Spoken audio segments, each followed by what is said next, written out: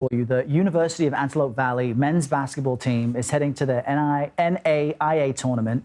But once they wrap up their season, they won't have a school to return to. That is true. That's because the university officially closed its doors on Friday.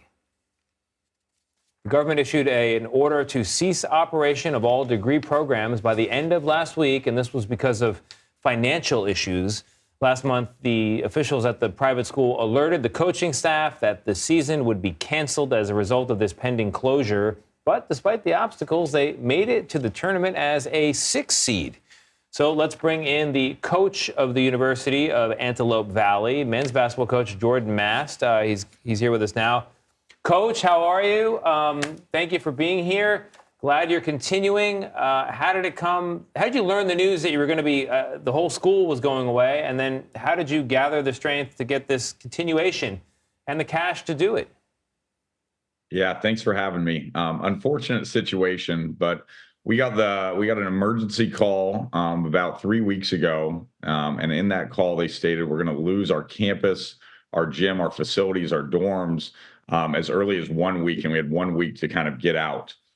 On top of that, they couldn't afford to pay us our full pay for the next pay period, and they had no funds to continue our season. Coach, so obviously, yeah, sorry, go ahead. In the introduction, I said the government issued an order for the university to cease operations. Is that a typo? Is it actually the government? What's going on here?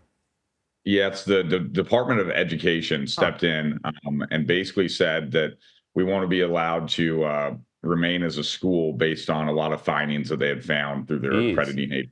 Wow. And so now you're writing not just the skills of the team, but the empathy from people who've now donated money to your GoFundMe. I think it was up to maybe $45,000 at last check. You can update us on that because you've made it to the tournament, which is tough, the NAIA tournament. So how do you finish the season without the backing of the school? Where are you guys practicing? Who's paying for lunch? Yeah, good question. So they did give us, they said you could fundraise to continue on, but we don't have any funds, for the remainder of the season. Wow. And so at that point, it wasn't just our men's, but our women's team advanced to the national tournament as well.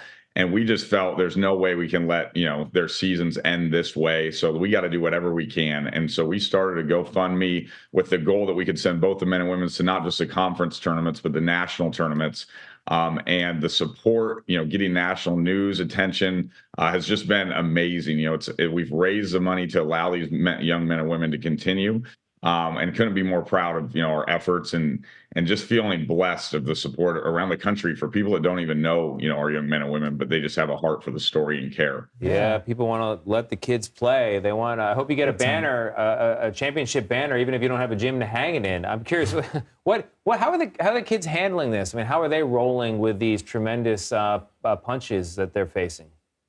I would say it's been a roller coaster ride. When they got the news, obviously they're really down and worried and stressed. Hey, where am I going to live? Where are we going to practice? Is our season going on? Will I finish my degree? Can I finish my classes? All valid points. And we've slowly got a few answers. Unfortunately, not a lot from our school, but the previous owners who are taking over the facilities, they did give us their blessing to stay in the gym and stay in the dorms until the end of the season. So just getting that information, you saw a little bit of stress relieved from our players. But then the cool part about this is, they've almost taken this mentality like, hey, whatever has been thrown at us, we've overcome it and we keep showing up. And so let's just keep this rolling and see how far we can go and see if we can make some noise. Because it is a good team. It's a team that's won the conference. They're 26-4, and we think they have a legitimate chance to do something in the national tournament. This could be a movie. Okay, and when it gets turned into a movie, Tony and I will play ourselves as we help let people know your story. Yes, Coach. Yeah, happy to do it. Best of luck. Happy to do it. Wishing you the best. Coach Jordan Mast, thank you very much.